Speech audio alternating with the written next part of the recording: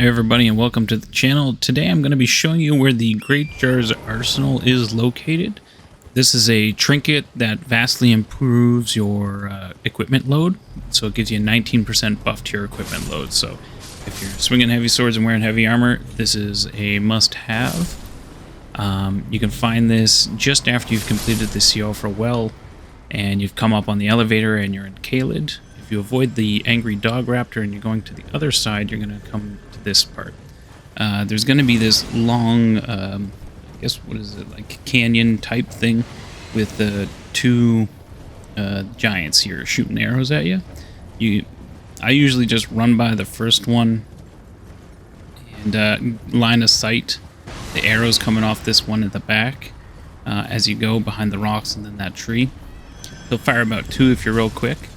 But always take out this second one because there's going to be a fight just on the other side of him. And if you're in the middle of combat and within range, and they have enormous range, then he'll be firing arrows at you from here while you're taking care of business up there. So take care of the second one, but you can run past the first one.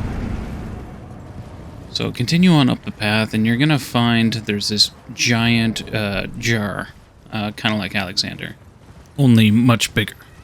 The first time you come here, these red summon signs won't be on the ground, but you can talk to the jar, and he's not going to respond. Nothing will be said.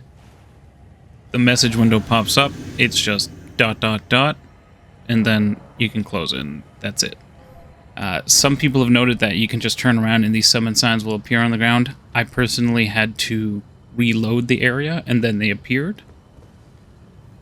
So that's just what it is. It might, I don't know if it was just like a thing that got patched or what have you, but these summon signs, if you need to reload, just come back up here the same way, kill the second giant, and these summon signs will be here. Now, for these guys, I failed this a couple of times. And in my experience, these were always random. I never fought the same phantom twice, so they were always different. Some of the builds that you might see are like strength builds or strength faith builds or pure magic. But yeah, it was inconsistent, and I never encountered characters that were even remotely similar to each other. Near the sides of here, you should also be careful if you're dodging and rolling. I did fall off the cliff at one point in time in one of my earlier attempts. So if you're in a rough spot with some of these, you might be able to try like crouch near there and kind of line of sight them, and they might try and attack you and fall off the cliff. So that might be helpful if you're in a tight jam and they're just hounding you and you can't get away. So maybe try that.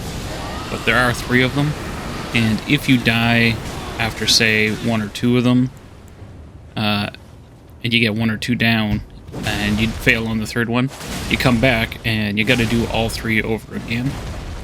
So this can be a little bit annoying, especially if you get just one of those kind of encounters that's just really like the antithesis of whatever you're playing. I guess one thing that they all did have in common is even if they were like a dex build or a strength build or a strength faith build, they all had a weapon art or incantation or what have you, and they all used those abilities quite liberally. So the moves are pretty telegraphed though, but if you're familiar enough with your class and the enemy that you're encountering, like just trust your instincts on this and you should have no problems taking care of them. You can always apply like a rod or something like that, like I have. I didn't really need to, just more of a habit than anything, but could help take away their health. But, so yeah, just use your best instincts on them, prioritize heals if they're taking chunks out of you, and you should be fine. As you can see, the terrain in these combats can also be kind of annoying because it does take place on a hill. So as you can see, I was slamming my sword down on the ground, but it wasn't landing, or like I wasn't turning around and they're just moving all over the place. But yeah, I did find that the terrain fighting down the hill was very annoying. If you fight up it, not so bad. So just be careful of that. And that's that. So once you down all 3 of these, just, you know, go back up the hill, talk to the Great-Jar, and he will present you with the gift of the Great-JarArsenal, and then that's it.